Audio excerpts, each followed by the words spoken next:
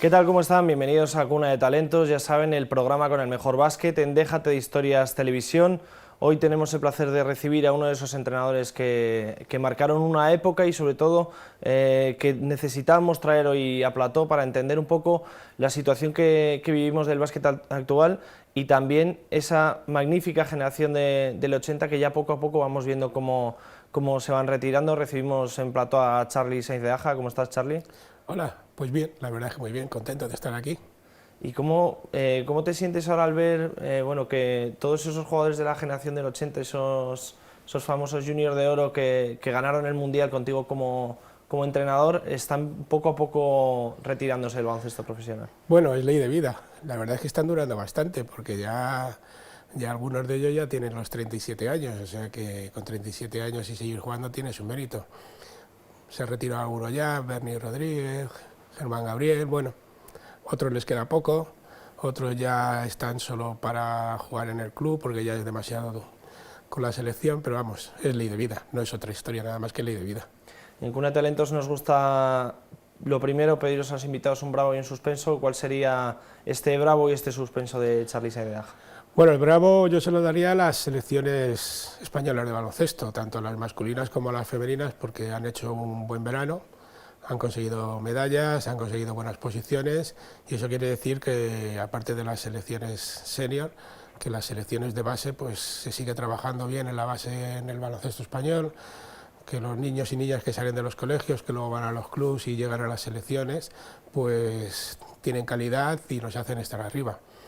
Y en cuanto al suspenso, pues yo se lo daría a las famosas ventanas estas de la FIBA, porque nos están destrozando un poco lo que es la estructura del baloncesto actual. Yo creo que estaba bien montado tal y como estaba.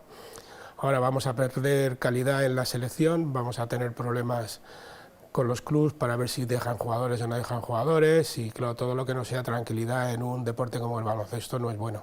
Si fuera en fútbol a lo mejor sería distinto, pero en baloncesto, si no hay tranquilidad, es que va mal la cosa.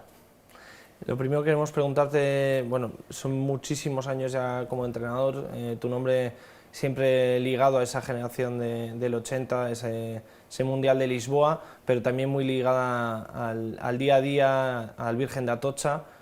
Cuéntanos un poco qué es el Virgen de Atocha, en el Colegio Virgen de Atocha, en la vida de Charly Sainz de Aja, porque ya son muchísimos años con el cole. Bueno, el colegio para mí es la vida, porque yo empecé yendo allí con 8 años, empecé yendo al colegio como alumno, luego estuve muchos años como entrenador y ya llevo, con este va a ser 25 años como director de deportes del colegio. O sea que ya, pues eso, es mi vida, es el Colegio Virgen de Atocha donde he pasado todos los días de todos los años. ¿Y cómo fue esa decisión de meterte a entrenar ya como dices, hace ya unos cuantos años? Es decir, quiero enseñar a estar con grupos de jugadores, estar con grupos de alumnos. ¿Cómo fue ese paso? Bueno, pues lo típico, se necesita gente para entrenar a equipos de pequeños, equipos de alevines, de benjamines, y entonces yo, que ya estaba jugando en el junior del cole, pues decidí probar. Y poco a poco me fue gustando y desde entonces pues luego dejé de jugar y me dediqué solo a entrenar. Y ese salto a bueno, entrenar en el cole, entrenar diferentes equipos, ¿y cómo recuerdas tu primera experiencia con una selección? La primera experiencia con la selección fue con las chicas, con la selección en la cual estaban Blanca Ares, Patricia Hernández, como jugadoras así más, que luego han hecho más cosas, y fue un torneo 6 naciones en Inglaterra. Yo estaba entrenando en el colegio, Y entonces Manolo Coloma fue a dar un curso, me vio entrenar, como nos conocíamos de jugar en la facultad y tal, le debió de gustar mi forma de entrenar, entonces me dijo que si podía colaborar con 3 niñas que estaban becadas por la federación, que entrenaban en el Consejo Superior de Deportes y que los sábados se iban a jugar un partido, se iban a jugar el partido cada uno en un equipo de su categoría, de aquella época, pues serían cadetes en aquella época. Y empecé a entrenar con ellas ahí un par de días a la semana, técnica individual, a hacerlas mejores jugadoras, y luego ya me pusieron de ayudante en la selección juvenil femenina con Francesc de Puig de primer entrenador, y a partir de ahí pues todo lo demás. ¿Cómo de importante es? Porque normalmente siempre ponemos el foco en el jugador y por eso nos interesa en Cuna de Talentos traer a entrenadores, traer a directivos, traer incluso árbitros. Estuvo Mateo Ramos en el programa, pero quiero que nos hables de esa labor del entrenador que a lo mejor en otros países sí que se entiende más como el coach, como esa cabeza, digamos, visible, como el capitán de la nave. ¿Cómo importante ves esa figura del entrenador, que aquí muchas veces no se valora tanto? Pues la verdad es que no se valora casi nada. Yo creo que varios entrenadores españoles, quitando los pocos que están, estarían en el Hall of Fame si fueran americanos, de los éxitos que han conseguido, tanto a niveles individuales como de selección.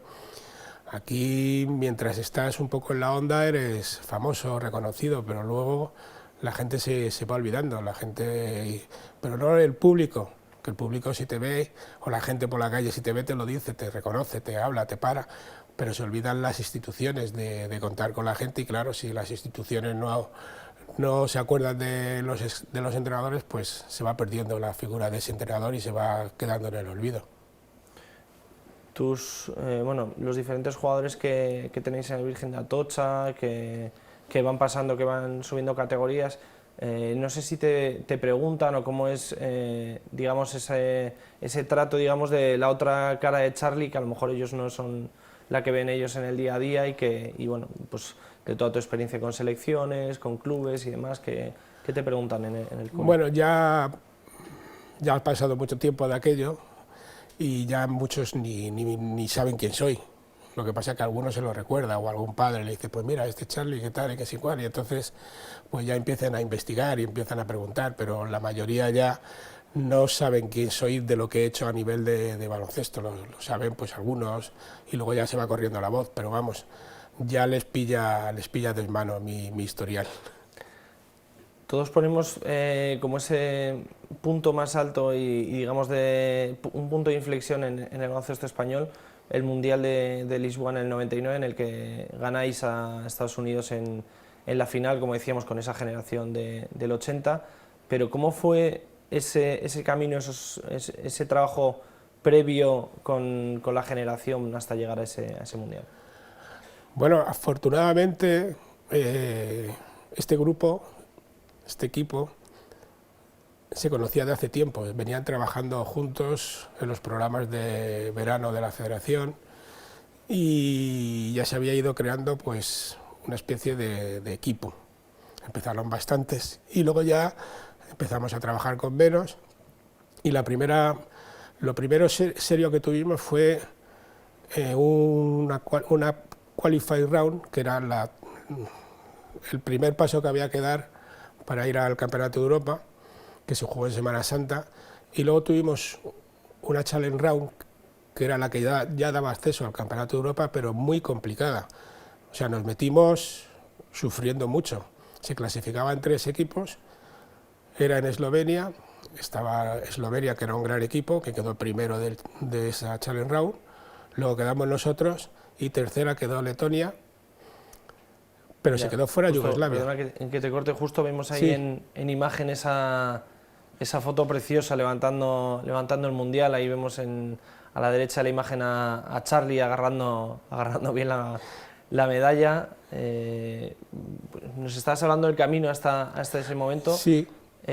No sé si cuando estabais con todos esos pasos previos al Mundial podíais imaginar que este equipo iba a levantar el trofeo de campeón del mundo. No, ya te digo, porque sufrimos mucho para clasificarnos, se quedó fuera Yugoslavia en esa challenge round, Y nosotros nos dimos cuenta que lo podíamos hacer bien en el torneo de Mannheim, que fuimos antes de ir al Campeonato de Europa, estuvimos jugando Mannheim, ganamos en Mannheim y entonces ahí ya vimos que lo que parecía que podía ser se había convertido en realidad, o sea que esta gente, aparte de jugar bien, competía muy bien y era capaz de ganar partidos complicados, partidos igualados, a través de su talento.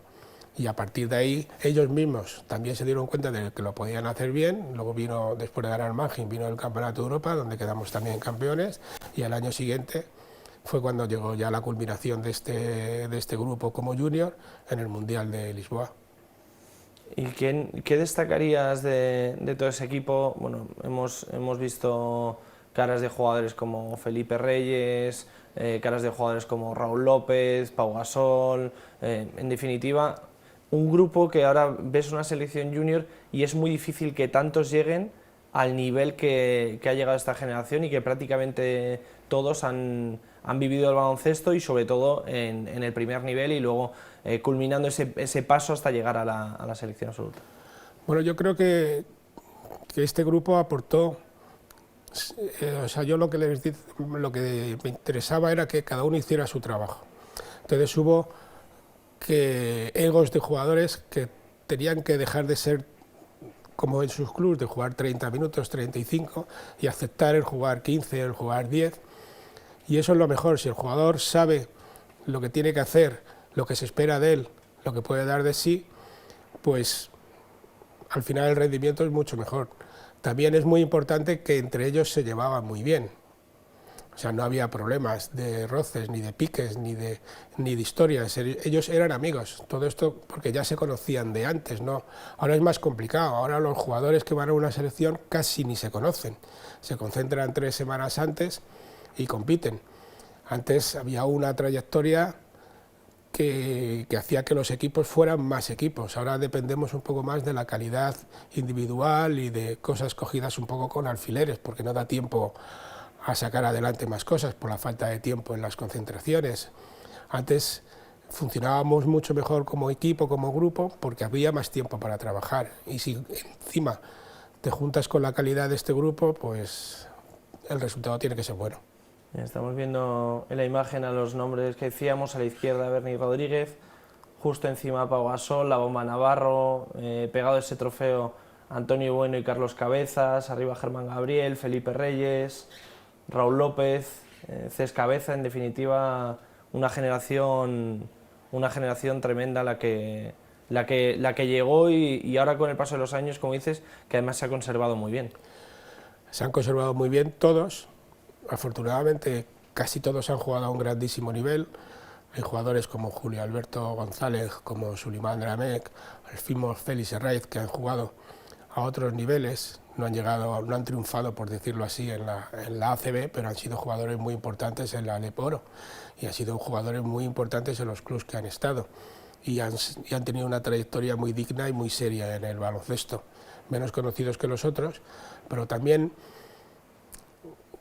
lo importante de esto es que tuvieron estos jugadores la oportunidad de jugar en sus equipos, en sus primeros equipos, en los equipos de ACB. Los éxitos en Junior les abrieron las puertas para jugar en la ACB. Hay otros jugadores que no han conseguido medalla, que han quedado de otras generaciones, que han quedado peor en los campeonatos de Europa Junior y han tenido que seguir un camino más complicado para llegar a la élite. Por ejemplo, Rafa Martínez o el mismo Fernando Sanemeterio, que les ha costado más llegar porque no tuvieron esa promoción en su momento, porque no consiguieron buenos éxitos en el europeo que estuvieron jugando.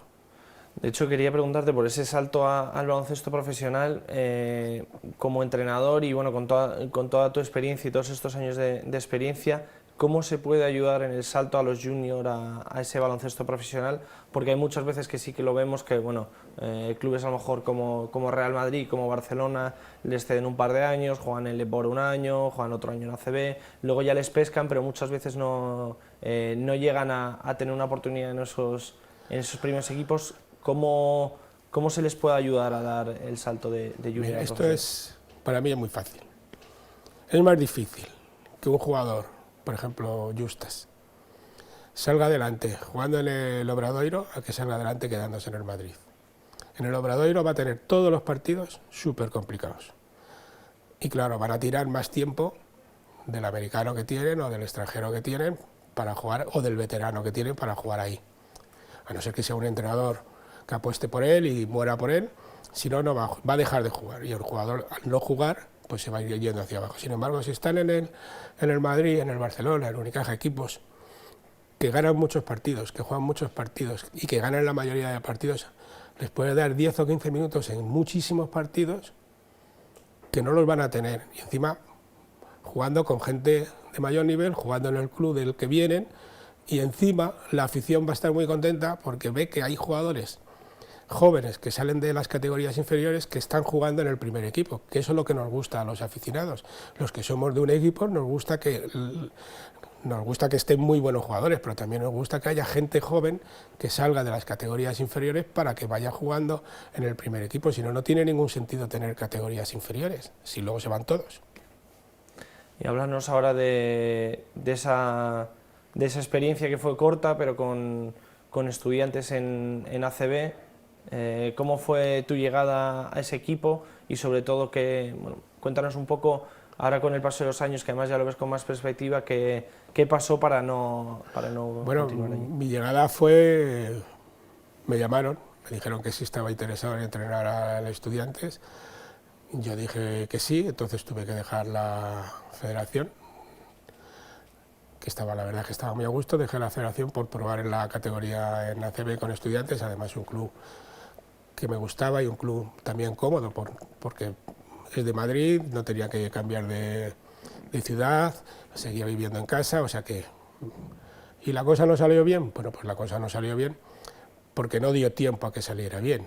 O sea, cuando empezábamos a hacer las cosas mejor, cuando empezamos a recuperar gente que estaba lesionada, cuando empezamos ya a tener un calendario más asequible, porque habíamos jugado partidos contra casi todos los equipos grandes, pues decidieron que la persona que dirigía en aquel momento, el director técnico del grupo, del estudiante, decidió hablar con la directiva, se puso el de entrenador y a mí me cortaron.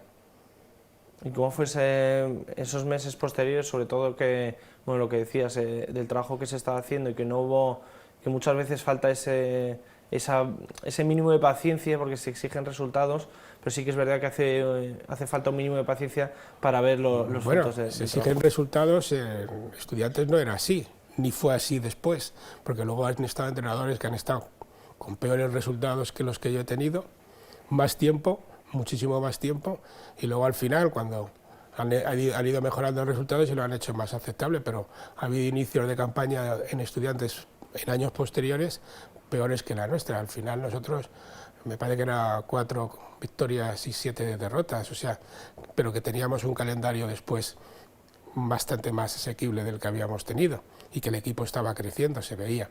Pero bueno, no son temas que yo pudiera controlar. Y ya te digo que fue eso, que hasta aquí hemos llegado y ya está, no hay otra historia que decir. Como entrenador, como formador, quiero preguntarte por un jugador que ahora mismo está rompiendo todos los esquemas, como es Luka Doncic, y cómo lo ves tú desde casa, sobre todo la irrupción de un jugador de la manera que lo ha hecho y con la edad que lo ha hecho. Bueno, yo lo que creo es que ya se tiene que... O sea, que ya tienen que dejarse de experimentos con él. O sea, que ya se tiene que centrar en jugar. Yo creo que tiene que jugar de base. En el Madrid no juega mucho de base, juega ocasionalmente. De hecho, este año no va a jugar de base, porque si están fichando ahora a otro base y tienen a otros bases, pues a él le va a tocar jugar poco de base.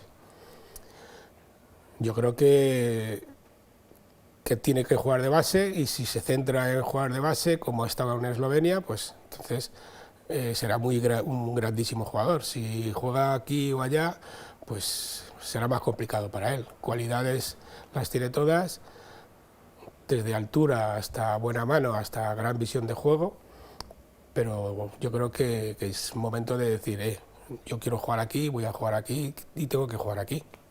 Pues es un jugador que no ya traído profesionalmente, sino traído desde desde pequeño, que le hemos visto en el Madrid, en selecciones autonómicas.